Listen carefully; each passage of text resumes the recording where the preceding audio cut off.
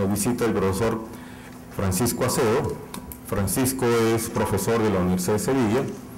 Él tuvo su doctorado en la Universidad de Sevilla, pero también es profesor visitante en la Universidad de Glasgow, en Escocia, y ahora también profesor visitante en la Universidad del Pacífico en la carrera de Negocios Internacionales. Él tiene una amplia trayectoria como investigador, ha publicado en diferentes journals y los papers que usualmente publica son vinculados o relacionados al tema de internacionalización de la pequeña empresa, la parte de dirección internacional de empresas, y acaba de publicar un libro en la editorial Edward Elgar, justamente se llama International Entrepreneurship and Family Business. Este es un tema que en nuestra realidad es muy conocido, muy difundido, pero el enfoque que nos va a presentar el doctor Acedo es un enfoque no solamente de lo que sucede en Europa, sino las tendencias con las empresas familiares en lo que llamamos emprendimientos internacionales. Así que, para empezar, dejo al doctor Francisco Acedo, y los panelistas, nuestros distinguidos panelistas son el señor José Antonio Torres, el director del Centro de Empresas Familiares de la Cámara de Comercio de Lima, el señor Guido Sánchez Llávar, director de CISA y un reconocido difusor del emprendimiento en todo el país. Muchas gracias a todos por venir y lo dejo con el doctor Acedo. Gracias a todos por estar aquí. En primer lugar, gracias a la Universidad del Pacífico por invitarme y darme la posibilidad de estar hoy con ustedes y tratar un poco de por lo menos difundir aquello o lo poco que nosotros podemos conocer desde un punto de vista quizá un poquito más académico, pero que en muchas ocasiones puede ser de gran ayuda a todo lo que son las empresas que en muchas ocasiones no están tan próximas al conocimiento de otras empresas. Cuando me plantearon acerca de dar la charla, es cierto que nosotros tenemos un libro que se centra sobre todo lo que es en el emprendimiento internacional. La verdad que el tema es bastante complejo y bastante arduo, con lo cual yo a la hora de afrontar la conferencia, mi decisión fue simplifiquemos y ampliemos un poquito más el espectro, ¿no? Y hablemos de negocios internacionales y de empresa familiar. A lo largo de todo este rato que voy a estar con ustedes, voy a intentar pasar de una forma somera, tampoco tenemos tanto tiempo, por encima de los principales apartados o elementos que componen el proceso de internacionalización dentro de este tipo particular de empresa. Antes de comenzar, viendo nada, debemos tratar de comprender exactamente qué es una empresa familiar. Por ejemplo, si ustedes se fijan, dentro de los logos que aparecen abajo, en medio aparece el Santander. ¿El Santander es una empresa familiar? ¿Hasta qué punto? Por tanto, en un primer momento vamos a hacer una pequeña definición muy genérica acerca de lo que se puede considerar una empresa familiar y de lo que no. ¿Qué podemos hacerlo? El primero de los elementos que va a caracterizar la empresa familiar es el control de la propiedad en manos de una misma familia, ¿vale? ¿Eso qué supone? Os pongo un caso ampliamente conocido, Amancio Ortega. Amancio Ortega tiene el control del 100% de una sociedad intermediaria que a su vez controla el 50,101% de lo que es el grupo Inditex. Esta decisión la ha tomado hace no demasiado tiempo por una necesidad de capitalización de la compañía. Su ambición de crecer internacionalmente más allá de la frontera hizo que tratase de acudir a fuentes secundarias de financiación y por tanto se plantease esa pérdida de cierta parte de control. Eso sí, siempre con la mayoría. Nunca iba a estar dispuesto a dejar la empresa en manos de otra. Por tanto, tenemos ahí una de las primeras características y uno de los primeros elementos fundamentales, la necesidad y la voluntad de un control familiar. Un segundo de los elementos es que la familia establece y plantea cuáles son las principales líneas estratégicas a seguir por parte de la compañía. Por tanto, os pongo otro pequeño ejemplo. Echad un vistazo a lo que es el Consejo de Administración de una empresa del sur de España que se llama Osborne, dedicada sobre todo a todo lo que es la producción de vino y derivados. El primer apellido creo que resalta, ¿no? En todo es Osborne. Todas las decisiones, todo el Consejo de Administración está dominado, en este caso, por la misma familia. El tercero y último de los condicionantes que se pueden exigir para que una empresa sea considerada como familiar es el deseo de continuidad. Yo creo que eso es algo compartido por todas las empresas familiares y sobre todo por todas aquellas que se consideran como tal. Yo no hago algo para hoy, para el momento actual, sino hago algo pensando en el mañana, en mis hijos hijas y mis nietos y nietas. Es decir, quiero algo que perdure, que sea un legado. Eso, bueno, hay infinidad de ejemplos que podemos encontrar en la realidad, pues que nos permiten concebir este tipo de empresas como una voluntad de futuro, como no le voy a dejar una casa en la playa, no le voy a dejar un coche, le voy a dejar algo más, una cultura, una idea, un negocio. Sin embargo, estos elementos tienen una característica muy particular, y es que no son blanco o negro, sino que son o se mueven dentro de un continuo que va desde un extremo de empresas que no tienen ninguno de estos elementos hasta aquellas empresas que tienen todos los elementos. Mejor, peor, no, simplemente son distintas realidades dentro de un mismo fenómeno. Es decir, la empresa familiar es así de bonita y es así de compleja. Nos va a permitir concebir empresas más familiares, aquellas que tienen el control, aquellas que toman la decisión dentro de la familia y aquellas que tienen el deseo de continuar, hasta aquellas que, por ejemplo, meramente poseen un control accionarial o aquellas donde existe una escasa participación de la familia dentro de lo que es el Consejo de Administración. Obviamente, la parte de órganos de gobierno de las empresas familiares sería un tema pues, para debatir y para tratar ampliamente. Algunos datos para que puedan ustedes observar la importancia de la empresa familiar, no solo aquí en Perú, que todos ustedes conocen, sino en otros países y a nivel mundial. En España hay 2,8 millones de empresas familiares, que supone que el 85% de las empresas presentan esas características. Pueden ser consideradas en cierta medida, repito, en cierta medida, como empresas familiares. Y eso supone un total del 75% del Producto Interior Bruto. Además, son capaces de producir el 75% del empleo privado, lo cual hoy en día y en las circunstancias que todos conocemos, por ejemplo en España, donde tenemos una tasa de empleo que ronda el 27% y en el empleo juvenil está casi en el 50%, cobra aún si cabe mucha mayor importancia. Además, si lo analizamos desde el punto de vista internacional, también debemos de considerar que las empresas internacionales, las empresas familiares, suponen el 60% de las exportaciones. Eso, combinado con los datos anteriores, nos va dando ya algunas pistas acerca de cuál es el panorama, acerca de la internacionalización de la empresa familiar, acerca de por qué estas empresas son en algunas ocasiones ciertamente reacias a seguir este tipo de patrón, este tipo de comportamiento. ¿Vale? Bien. En Europa, los datos son igualmente importantes. Si os fijáis, 17 millones de empresas familiares en Europa. En Estados Unidos suponen el 80%.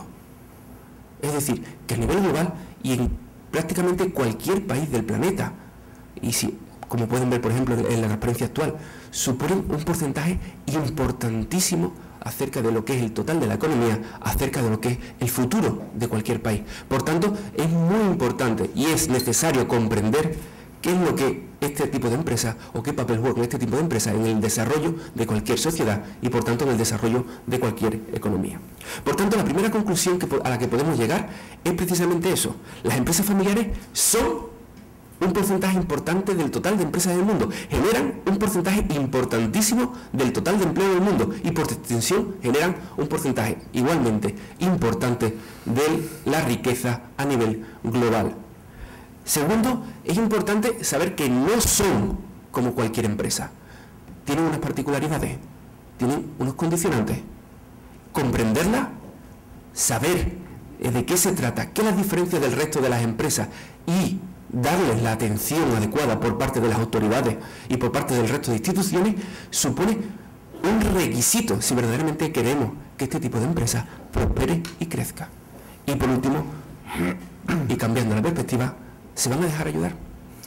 Hasta cierto punto, las empresas familiares en muchas ocasiones son todavía reacias a imbuirse en este proceso de profesionalización y meterse en sitios ampliamente competitivos. Muchas de estas empresas nunca pasarán de la primera generación.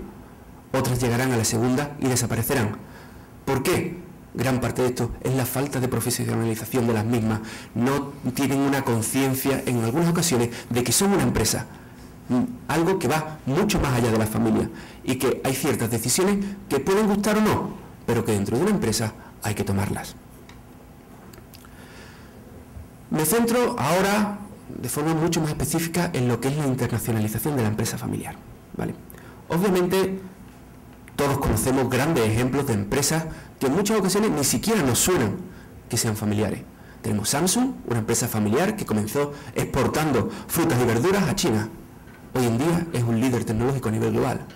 Cargill, Meliá Hotels International, Michelin, Johnson & Johnson, que incluso en sus propios anuncios está orgullosa de anunciar en una esquinita siempre que es una empresa familiar. Por tanto, fueron pequeñas empresas. Hoy en día son grandes multinacionales. ¿Por qué no el resto? ¿Qué es lo que necesita el resto de empresas? ¿Qué empujón le podemos dar al resto de compañías para que conciban la internacionalización como una vía igualmente sana? No la mejor, no la peor, sino simplemente por lo menos una opción de supervivencia a la hora de plantearse ese futuro de las nuevas generaciones. Emprender, para nosotros desde un punto de vista académico, generalmente requiere 3 elementos clave. El primero es que generalmente el emprendedor tiene una propensión a la innovación, aporta algo nuevo. Ojo, esa innovación no es un nuevo producto, esa innovación no es una nueva maquinaria, esa innovación puede ser incluso una nueva forma de entender las cosas.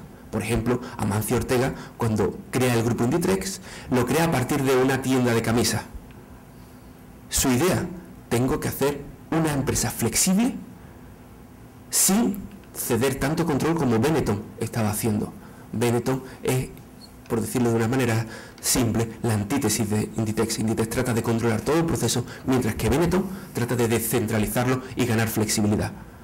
Hoy en día, viendo los resultados, el modelo de negocios de Inditex ha superado al otro.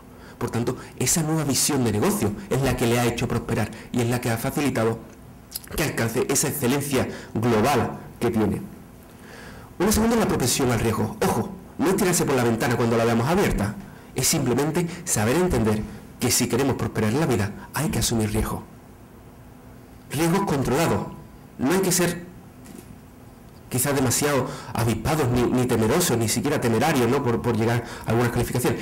Simplemente hay que valorar, hay que saber que el riesgo se toma si se quiere avanzar. Y si no, cerremos la empresa o seamos empleados por cuenta ajena. Hay gente que nos puede contratar. Por tanto, olvidémonos de esa visión tranquila, cómoda, no. Tener una empresa, dirigir una empresa, y más una empresa con visos de continuidad, requiere cierta actitud favorable al riesgo. Y por supuesto proactividad. No vamos a esperar que las cosas cambien, hagamos que cambien nosotros.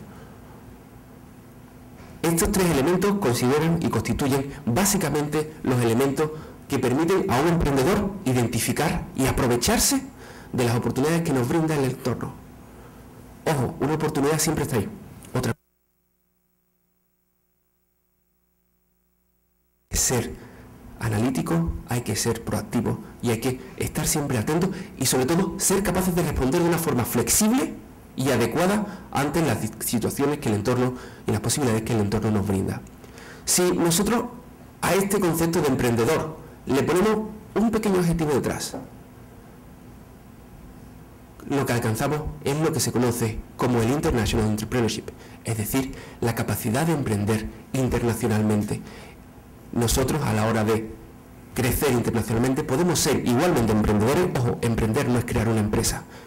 Emprender es tomar unas decisiones que sean capaces de crear valor para nuestra empresa. Y si esas decisiones cruzan los límites que tradicionalmente se han puesto a los países, estamos siendo emprendedores internacionales. Por tanto, vayamos quizá un poquito más allá. Las oportunidades no siempre van a venir a casa y nos van a llamar a la puerta de casa y van a estar ahí esperándonos a nosotros. Tenemos que ir a buscarlas. Y en algunas ocasiones esas oportunidades no están cerca, están quizás muy lejos. Hay que tener los recursos y las administraciones y los organismos de apoyo deben de prestar igualmente esos recursos para que las empresas sean capaces de identificar oportunidades incluso allí donde no están presentes. Por tanto, este elemento hace que la empresa o que la internacionalización de la empresa familiar comience por eso, por tener una actitud emprendedora desde el punto de vista internacional. Generalmente, ¿qué ocurre con la empresa familiar? Todas estas palabras son muy bonitas. Ahora bien, hemos dicho que uno de los deseos de la empresa familiar es controlar el futuro de la misma, es plantearse las posibilidades de una sucesión, plantearse las decisiones de unas miras de futuro. Aquí son 2 situaciones. La expansión internacional supone un riesgo bastante elevado. La expansión internacional supone, igualmente en algunas ocasiones, la necesidad de financiación externa y, por tanto, en cierta medida, la pérdida de control por parte de la familia, en este caso, de los principales accionistas, de lo que es el poder sobre el total de las decisiones, o sobre por lo menos parte o la influencia en las decisiones. Pero, por otro lado, obviamente, están las posibilidades y las oportunidades que este tipo de comportamiento nos brinda. Esta situación contradictoria verdaderamente es lo que hace quizás más interesante el estudio de la empresa familiar frente a cualquier otro tipo de empresa. Generalmente las empresas no familiares se centran en una decisión de optimización de decisiones, qué sale más rentable, qué no sale más rentable. Aquí no, aquí la rentabilidad no es el único elemento a considerar, hay mucho más en el sentido de la familia importa. No solo la dirección toma las decisiones, sino que la familia toma las decisiones. Eso es algo a tener muy en cuenta a la hora de comprender el proceso particular de expansión internacional de la empresa familiar. Para entender esto, básicamente, desde un punto de vista académico, nos basamos en tres grandes áreas. La dirección estratégica, básicamente es el soporte para cualquier toma de decisiones. Los conocimientos que tenemos acerca de la gestión de las empresas familiares. Y por otro lado, la gestión internacional, como una empresa, sea de la índole que sea, es capaz de operar internacionalmente y es capaz de generar valor y riqueza allí donde esté, tanto para sí mismo como para la sociedad en la cual opera. ¿Qué nos ha llevado a esta situación? Bueno,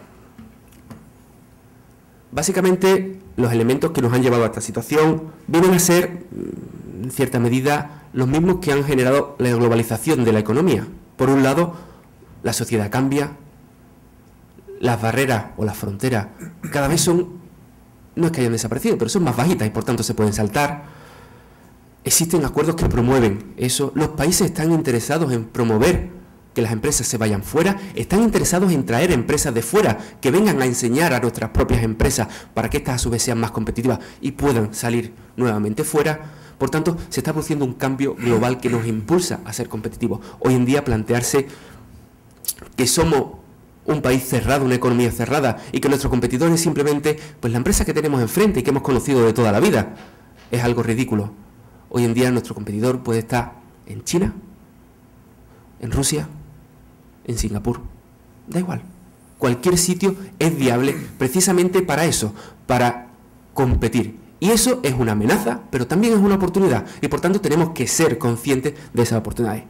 Además, desde hace prácticamente son 40 años, las empresas pequeñas han recibido una especial atención y una especial predilección por parte de los investigadores a la hora de comprender cuáles son sus características y sus atribuciones para ser internacionales. Hoy en día los mercados globales no es algo fundamental de grandes multinacionales. Los mercados globales hoy en día pueden ser una oportunidad para cualquier empresa con cualquier tipo de recursos, ¿vale? Y ubicada en cualquier economía. Podemos encontrar lo que se denominan las empresas Pole Global, es decir, empresas que nacen y directamente nacen para ser internacionales. Ese tipo de empresas es un